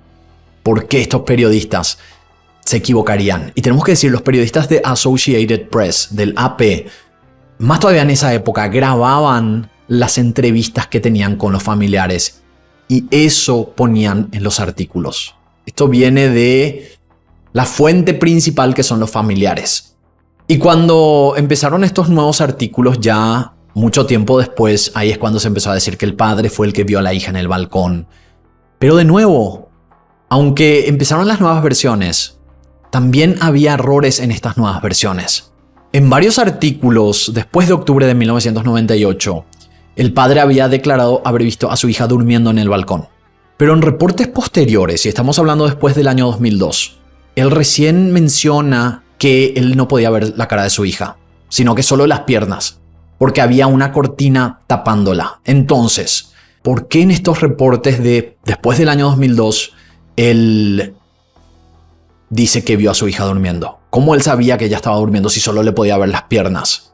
Aparte de esto, en estos artículos iniciales se menciona múltiples veces que Amy estaba mareada y se sentía mal. También hablaban de que Amy le tenía miedo a la altura. Entonces, ¿por qué se quedaría ella sola en ese balcón del 8º piso si ella tenía esta fobia? Y esto del miedo a la altura también se menciona en múltiples artículos desde marzo de 1998 hasta octubre y más inclusive de 1998.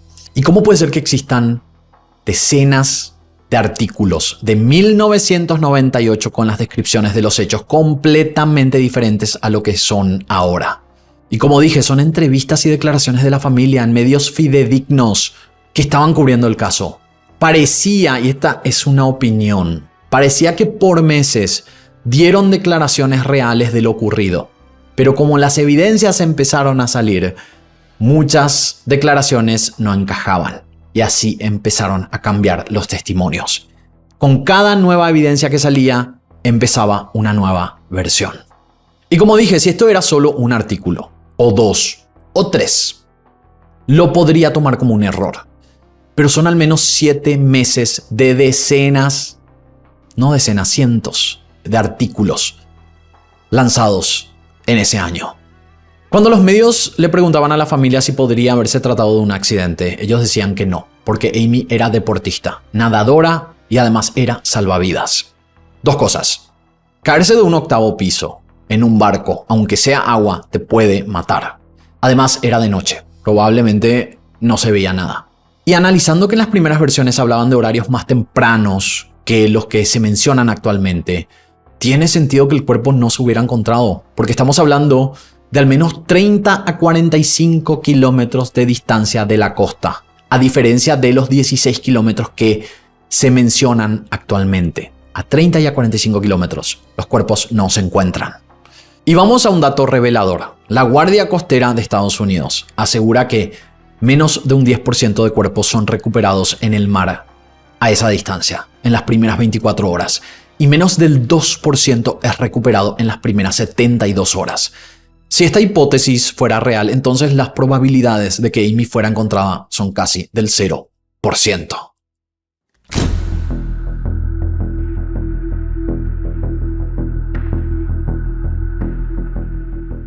Algo que el documental de Netflix sacó a la luz y que antes no se sabía era sobre las preferencias de Amy. Y este punto siento que es clave para analizar el comportamiento de la familia. Estamos hablando del año 1998, hace casi 30 años, cuando ser gay todavía estaba mal visto, esa es la verdad.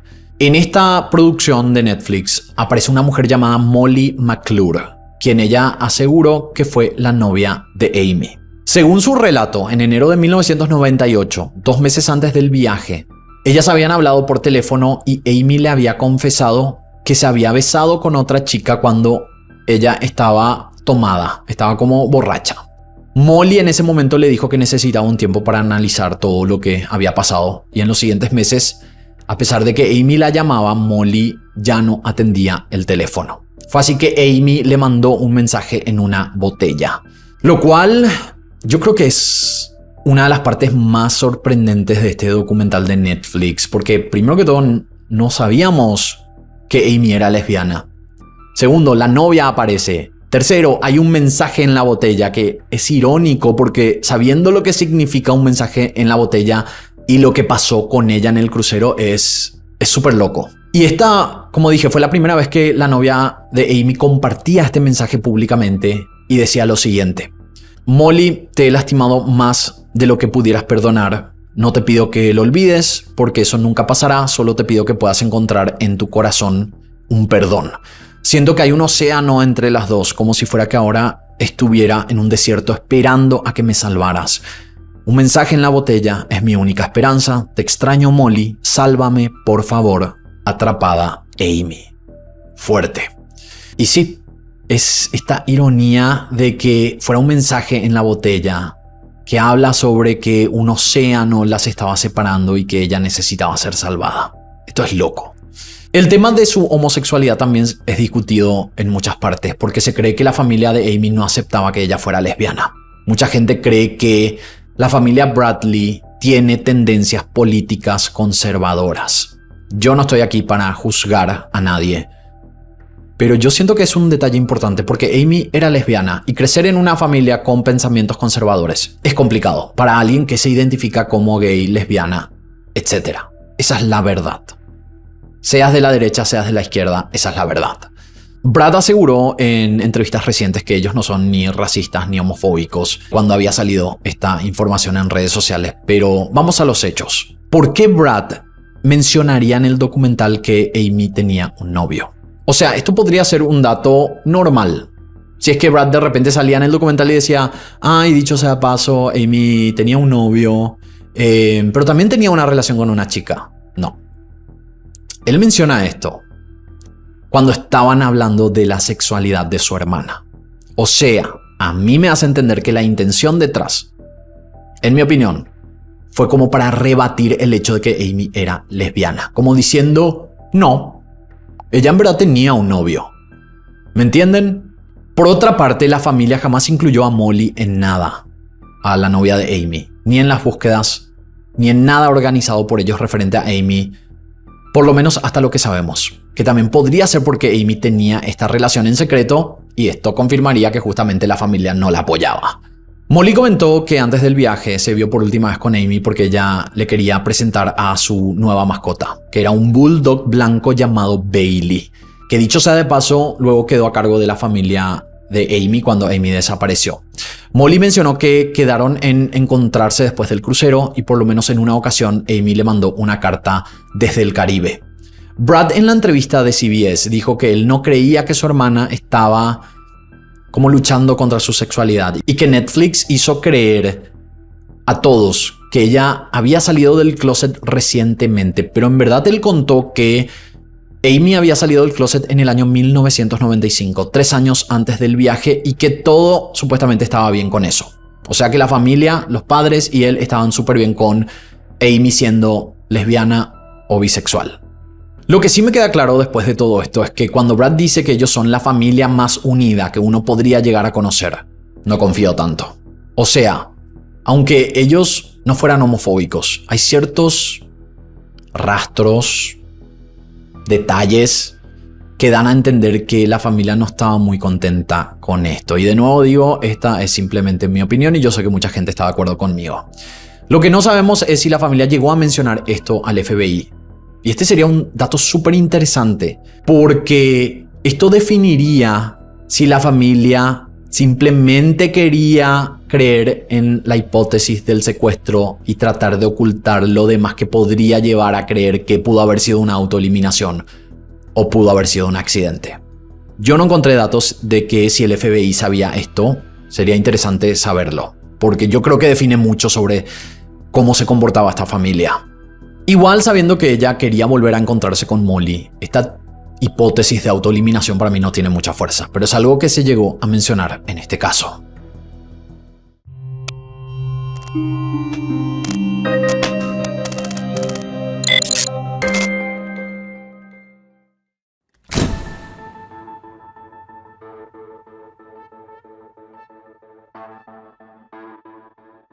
Ahora quiero que abarquemos la entrevista que hizo Brad a hace unas semanas en la WTVR CBS 6.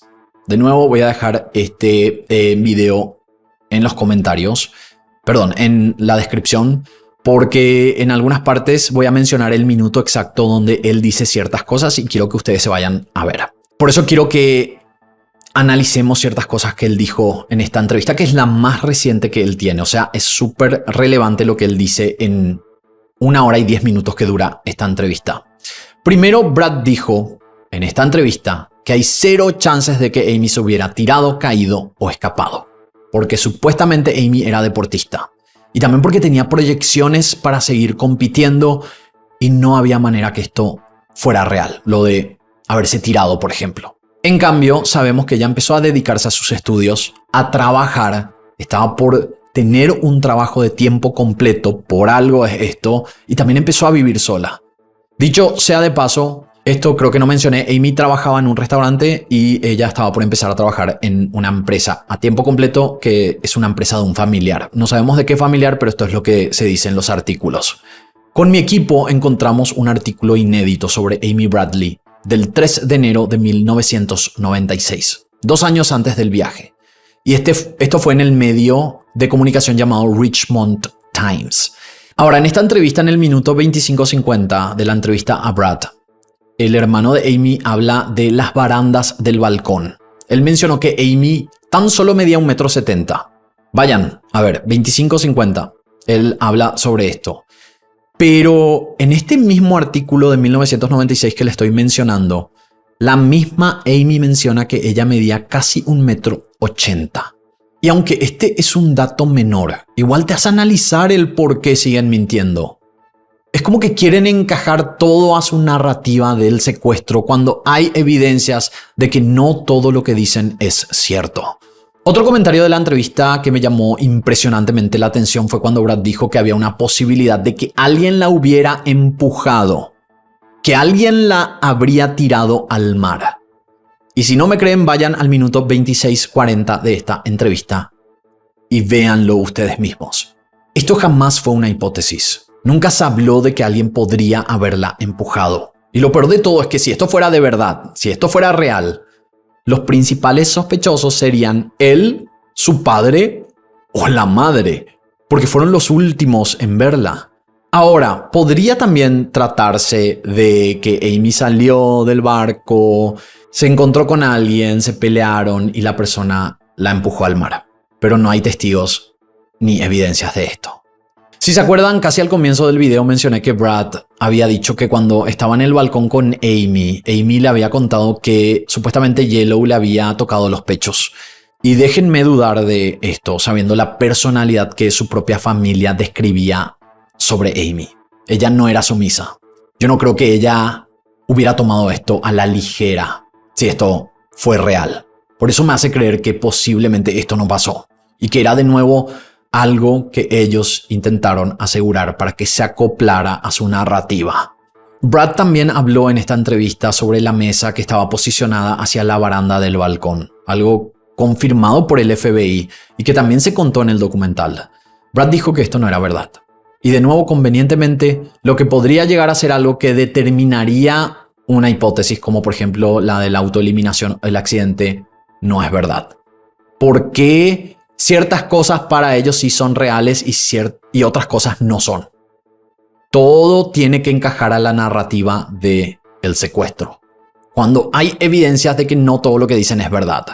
Hablemos de lo que había dicho cuando estaban volando del Caribe a Virginia. Si se acuerdan, él aseguró que su padre dijo que si el avión se caía, a él no le iba a importar.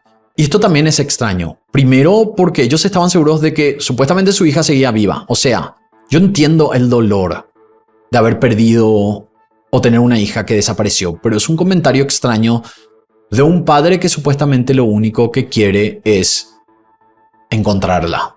Y también es extraño porque esto determinaría que su esposa y su hijo también morirían. Son comentarios que el hermano hizo en esta entrevista que me dejó con un sabor amargo.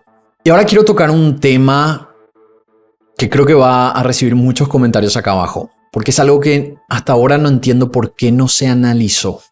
Y son las cámaras de seguridad dentro del crucero. El FBI confirmó que había tomas donde Amy aparecía, que eran de la discoteca y el ascensor de la discoteca, pero no se encontraron otras tomas luego de la desaparición. Brad, el hermano de Amy, mencionó que el crucero no grababa con el circuito cerrado y que solo esto era para monitorear. Y en parte tiene razón. Pero esto no sé por qué es de esta manera, pero al parecer es porque la discoteca no es del crucero, sino que es de una empresa. Entonces, esta empresa tiene circuito cerrado dentro de la discoteca. Esto se comprueba con 2 imágenes que fueron del circuito cerrado dentro de la discoteca, donde se le ve a Amy. No estamos hablando del video que filmó el camarógrafo. Estamos hablando de los videos del circuito cerrado dentro de la discoteca. ¿Qué quiere decir esto? Esto quiere decir que las 2 chicas que supuestamente vieron que Yellow y Amy estaban subiendo al ascensor camino a la discoteca. Y esto es algo que confirma Brad, el hermano, que ese ascensor iba hasta la discoteca y que vieron que Amy y Yellow se bajaron o salieron del ascensor en el piso de la discoteca. Entonces, ¿cómo puede ser que estas cámaras no registraron a Yellow ni a Amy en ese lugar? Estas cámaras estaban grabando. El FBI confirmó que ellos inspeccionaron las cámaras y que no hay evidencias de haberse manipulado nada. Y que simplemente esto no pasó. Sabiendo este dato, toda la teoría del secuestro cae. Porque la primera conexión que mantenía esta hipótesis abierta, la hipótesis del secuestro, era la declaración de estas 2 chicas, que se comprobó con esto que no es verdad. Y yo creo que este es el dato más importante para desmentir la historia del secuestro. Hay cámaras de seguridad que grabaron a Amy bailando en la discoteca y después a Amy esperando más o menos a las 3:30 en el ascensor de la discoteca. Pero no hay tomas y el FBI confirmó que no se manipuló nada. No hay tomas de ellos entrando a esa discoteca. Eso desmiente completamente desde el inicio que Amy Lynn Bradley fue secuestrada. Y para cerrar este segmento de los extraños comentarios de Brad, si es que nosotros nos ponemos a ver los avistamientos de testigos, vemos que hay algo en común. Amy no tenía miedo de hablar, de acercarse y de pedir ayuda. Desde 1998 y hasta el año 2007 se encontraron estos 7 avistamientos que mencionamos. En al menos 5 de ellos, Amy pidió ayuda. Si esta era la personalidad de Amy, ¿por qué solo hay estos recuentos de testigos? Y esto es como para dudar. Si ella realmente había sido traficada o trabajaba en un burdel y hablaba con sus clientes para pedir ayuda, ¿cómo no hay nadie que saliera a mencionar esto?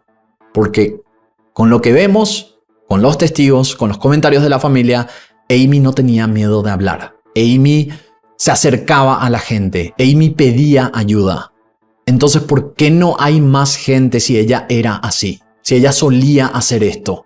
Eso es lo que hay en común entre los testigos que me hace dudar de que estos recuentos sean reales. Y seamos sinceros, casi no hay casos de secuestros en cruceros. Es más, no existe data que diga que personas fueron secuestradas en viajes parecidos. En 20 años, según la Guía Marítima Jurídica, 400 personas desaparecieron en cruceros. Esto representa un 0,0013% del total de viajeros en estas 2 décadas, que se calcula que son aproximadamente 30 millones de personas. De estos 400 casos, no hay un solo secuestro, porque es increíblemente difícil que esto pase por los controles que hay en los puertos, por los tiempos, por la cantidad de gente y testigos y por la dificultad de mover una persona desde un barco a tierra. Es que es así. Los secuestros ocurren en tierra, cuando la persona o las personas ya están dentro del país. Salen del crucero tan normalmente y ahí pueden ocurrir los secuestros. Pero esta historia asegura que Amy fue secuestrada en el barco. Y como vimos, hay muchas evidencias que dicen que posiblemente esto no pasó. Pero hay muchas más chances de que pudo haber sido un terrible accidente. De las 400 desapariciones en 20 años, la mayoría son accidentes de personas que caen al mar, de personas que se autoeliminan. Y hasta inclusive hay más probabilidades de ser asesinado en un barco, en un crucero, que ser secuestrado. Porque esta historia hace creer como que esta era una organización que era experta en secuestros y por eso nunca vamos a encontrar a Amy. ¿Dónde están los otros casos? No hay un solo caso más de secuestro. Ni siquiera cerca de los años de cuando ocurrió esto. Yo sé que este video es súper largo, pero quería abarcar cada uno de los puntos. También encontramos otro artículo en medios de comunicación que llama la atención. El 14 de febrero de 1999, o sea, 11 meses después de la desaparición de Amy, los padres solicitaron que la consideren legalmente como fallecida, como muerta.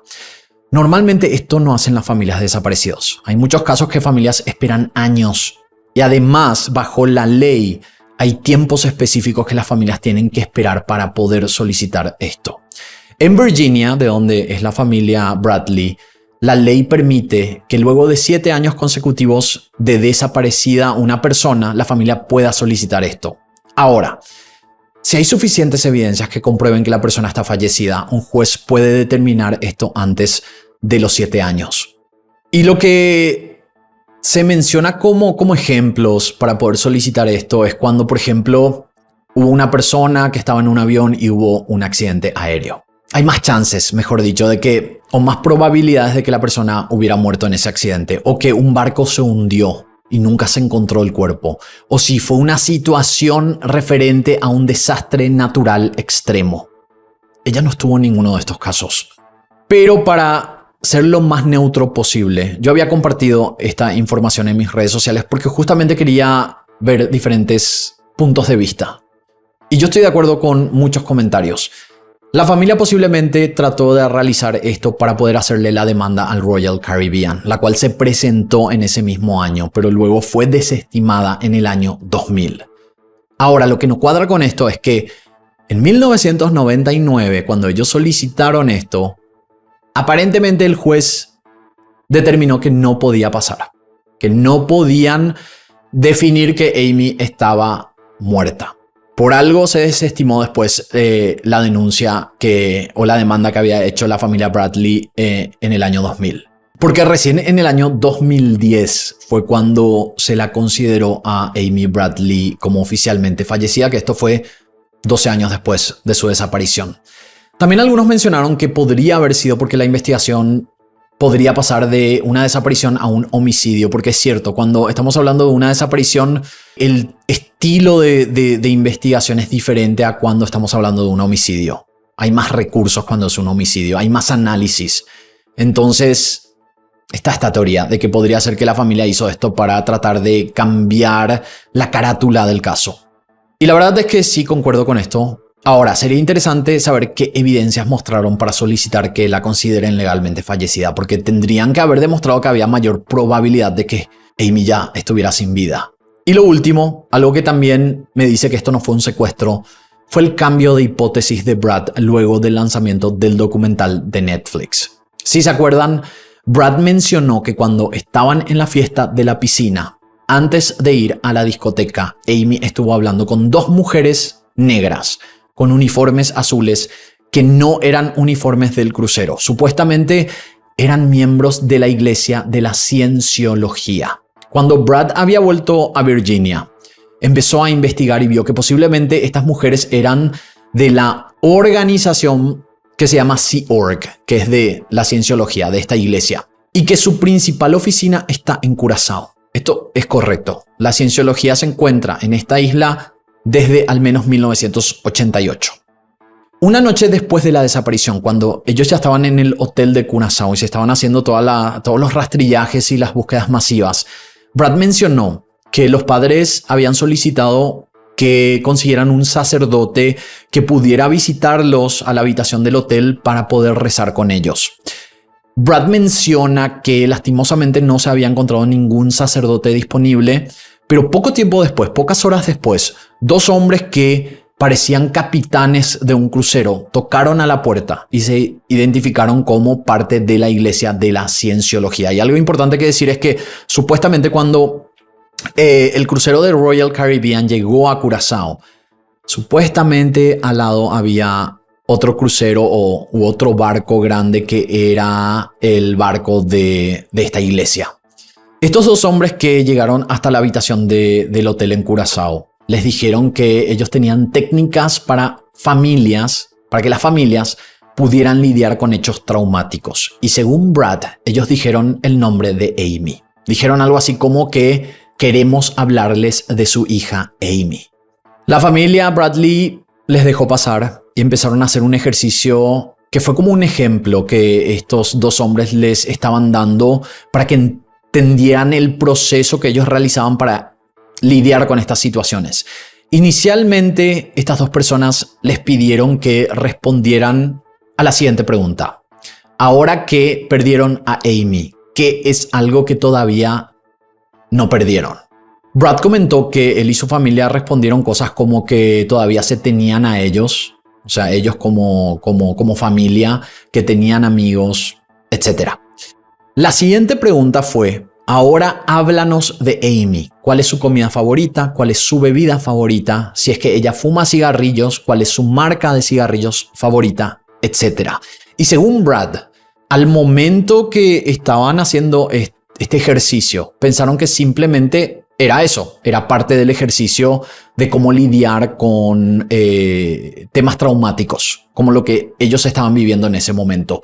Pero después de un tiempo, tras analizar, él y sus padres sintieron que esto había sido extraño y como que esta gente quería recabar más información sobre Amy. Ahora, aunque hay sospechas de que la Cienciología encierra y somete a ciertos miembros de su iglesia que intentan salir de la organización, es muy poco creíble que lo hicieran con alguien que no era parte. O sea, esto no tiene sentido. Y este comentario de Brad, del hermano de Amy, ya le saca todo el peso a la hipótesis del secuestro y a la hipótesis de que Yellow podría ser el responsable. Al menos que Yellow trabajara con la Cienciología, que puede ser, pero no hay evidencias de esto.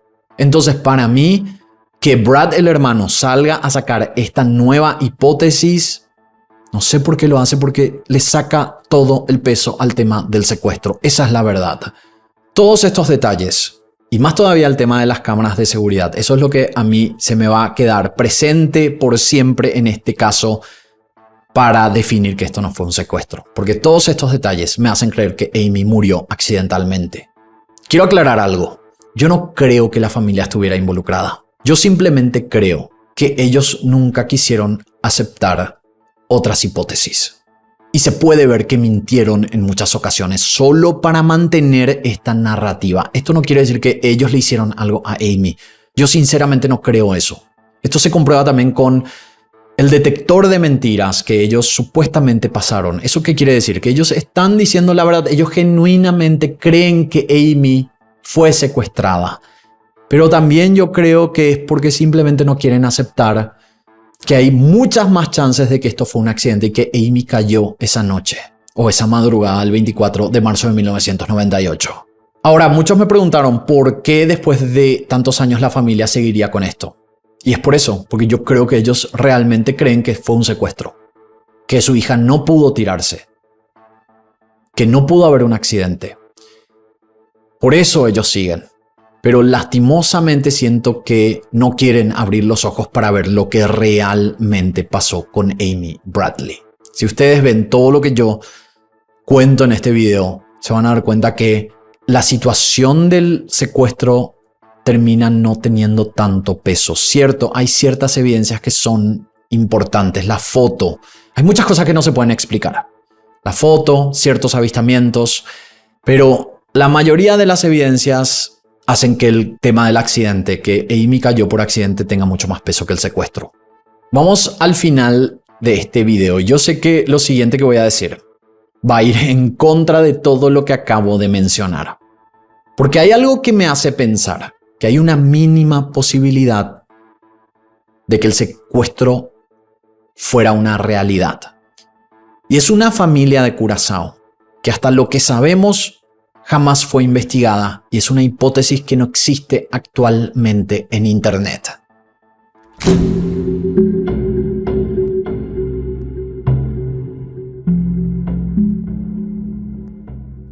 Antes de empezar con esta parte del video, la última parte del video, quiero decir que todo esto es supuestamente. Nada de esto está confirmado hasta que se realice una investigación, que yo no sé si esto va a terminar siendo una investigación, pero no hay nadie que mencione esto como una hipótesis y no entiendo por qué. Y ahora van a entender mejor. Voy a explicarles. Pero de nuevo, esto es supuestamente. No estamos acusando a nadie. Agarremos esto con pinzas. Por alguna razón, el único testigo que a mí me parece creíble fue el militar naval, Bill Hefner, que fue el que dijo que había ido a un bar a tomar una cerveza en Curazao. Si se acuerdan, este bar quedaba a 5 minutos en auto del puerto. Este hombre a mí me pareció súper sincero, porque en producciones audiovisuales anteriores él se negaba a aparecer en cámara, o si aparecía, le censuraban la cara. Y en el documental de Netflix, esta fue la primera vez que él se animó a mostrarse públicamente. Que yo me imagino que se habrá arrepentido porque es uno de los más criticados. Brad, en esta entrevista con CBS, dijo que se había enterado que este lugar que Bill Hefner mencionó, de nombre Hotel Stellaris, se había incendiado. Y que posiblemente todas las evidencias se habían perdido. Entonces me puse a investigar y encontré información sobre esta noticia. Aclaro, esta noticia no tiene ningún vínculo dentro de estos artículos con Amy Bradley, pero en Curazao se llegó a informar sobre este incendio. Al parecer, este incendio ocurrió en el 2001 o 2002, o antes del 2002, pero recién en el 2007, en el año 2007, una persona fue arrestada por haber incendiado este lugar. Y también otros locales que estaban en esa misma cuadra donde estaba el Hotel Stellaris. El único local que no se incendió, que se salvó de esta situación, fue la Universidad de Medicina Saint Martinus. Esto es importante. Este hombre, que fue arrestado en diciembre de 2007 como responsable de los incendios, se llama John Daryanani, que viene de una familia india y que es muy poderoso al parecer en Curazao. Aparentemente, todo aparentemente. Hay múltiples empresas que están registradas bajo su nombre. Ahora, lo que las autoridades de Curazao descubrieron fue que John Daryanani era el dueño de la universidad que no se incendió. Y en un medio de comunicación que hablan sobre esta noticia, aseguran que su familia tenía otro negocio en esa cuadra que terminó en llamas. O sea, alguien, no sabemos si fue John el que prendió fuego, pero él fue el que terminó preso como responsable. Podría haber sido que él contrató también a alguien. Arrestaron a esta persona y él lo acusó. Lo que sabemos es que él se fue preso. Varios locales fueron incendiados, menos la universidad, donde él era el dueño de la universidad. Y que uno de estos locales que también se incendió era de él o de su familia, que podría haber sido el Hotel Stellaris. Y aunque en estos medios no se confirma que es el Hotel Stellaris, hay razones para creer que esto fue para simular un incendio masivo y así posiblemente destruir evidencias dentro de este hotel. Y esto porque, como dije, aparentemente el incendio ocurrió más o menos en las fechas del 2001 al 2002, que fue justo cuando Bill Hefner habló con los Bradley y con el FBI, de que él había visto a Amy ahí. Lo que me llama la atención es que este testimonio no se haría público hasta años después. Lo que quiere decir que si este incendio fue para eliminar evidencias, alguien le tuvo que haber avisado a Daryanani. Y como dije, para ese momento, solo la familia Bradley y el FBI sabían de esto. ¿Se entiende? O sea, cuando ocurrió el incendio, aparentemente fue cerca de la fecha que Bill Hefner habló con los Bradley y habló con el FBI para contar su testimonio. Poco después se incendia todo. Raro. Entonces lo que yo creo, y esta es una opinión, alguien le tuvo que avisar a Darjanani que Bill Hefner habló para poder eliminar eso, porque el FBI no pudo llegar hasta ahí porque el lugar ya estaba en llamas, ya estaba destruido. El único medio que encontramos, llamado liveincuracao.com, asegura que este hotel Stellaris era de John y su familia, pero este es el único medio de todas las búsquedas que hice que asegura esto. Y esto no termina acá. Esta familia tiene lazos con Washington, D.C. y Virginia, que es la zona de donde los Bradley siempre vivieron. Que si se acuerdan, Amy y Brad nacieron en Virginia. Creo que se llamaba Petersburg el lugar. Pero desde chicos aparentemente vivían en Richmond, que es la capital de Virginia. La primera conexión que encontré con esta familia y esta universidad fue la Universidad George Mason de Virginia. La institución educativa de John Darjanani tiene un convenio con esta Universidad de Virginia para aceptar a alumnos que quieran estudiar medicina en Curazao. Otra conexión en la misma ciudad de donde provienen los Bradley es con el hermano de John Darjanani, que es un hombre llamado Shuren Darjanani. Este hombre fue presidente de la Asociación de Estudiantes de la Universidad de Richmond. Como dije, Richmond es la capital de Virginia, donde los Bradley vivían y creo que siguen viviendo. Para darle el beneficio de la duda, al parecer este hermano, el hermano de John llamado Shuren, empezó a estudiar en Richmond luego de la desaparición de Amy. De igual manera, estas conexiones me parecieron muy extrañas y muy específicas. Y solo para mencionar, y esto de nuevo, no quiere decir que estén involucrados, que esto tenga relación, son informaciones que yo encontré buscando datos sobre esta gente. Pero hay una persona que es cercana a Amy, que estudió en la Universidad George Mason. Esta universidad, como dije, tiene un convenio con la Universidad de John Darjanani. Esta persona es Brad, el hermano de Amy, que además estudió medicina. La Universidad de John Darjanani era la Universidad de Medicina de Curazao. Como digo, son conexiones que voy viendo, pero esto no quiere decir que ellos estuvieran involucrados. Y esto podría ser una coincidencia porque no hay evidencias de que Brad tuviera contacto con esta gente. Simplemente me pareció muy extraña esta conexión. Pero al mismo tiempo, recién yo les dije, ¿cómo Darjanani se enteró de que Bill Hefner estaba hablando con el FBI? Si solo los Bradley y el FBI sabían esto. Saquen ustedes sus propias conclusiones. El gobierno de la India también antes tenía un convenio con la Universidad de Darjanani. Pero después vimos un artículo que salió de que el gobierno de la India había prohibido a los estudiantes de universidades hacer intercambios con esta universidad de Curazao porque no llegaba al nivel de enseñanza que esta universidad supuestamente vendía o promocionaba. Y este dato también es muy importante porque la George Mason de Virginia es una universidad súper respetada. Y es extraño que sigan, o no sé si siguen, pero en ese momento por lo menos estaban con este intercambio estudiantil entre la George Mason y la Universidad de John Darjanani. Lo último que encontré, que tampoco sé si tendría algún vínculo con los Bradley, es que una de las empresas en la que los hermanos Darjanani trabajan juntos, que es la International Baseball Partners Curazao, en la lista de socios aparece alguien con el apellido Bradley.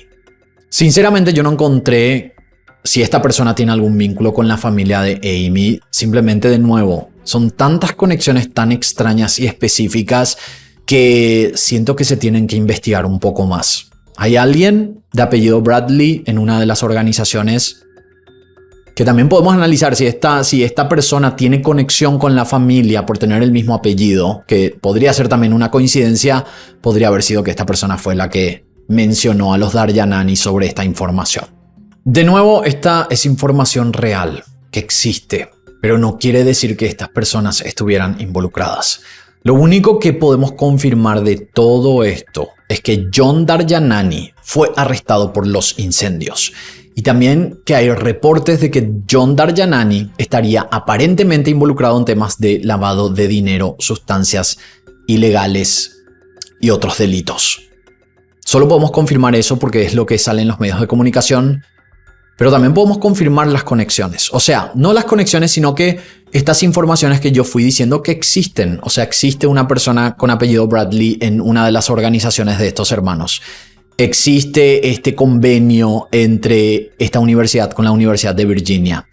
Existe la información de que el hermano de John Darjanani fue presidente de una universidad en Richmond, que es la ciudad de donde vienen los Bradley.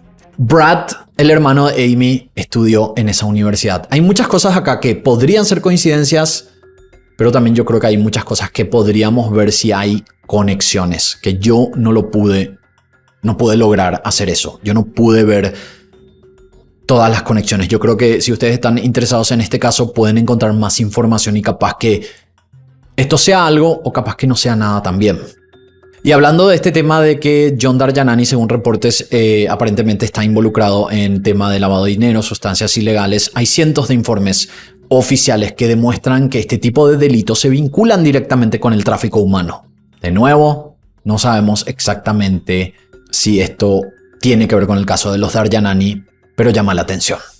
De ninguna manera estamos acusando a estas personas de estar involucradas con el posible secuestro de Amy Bradley, pero son datos que deberían ser investigados y que tienen posibles conexiones extrañas con al menos el lugar de donde proviene la familia Bradley.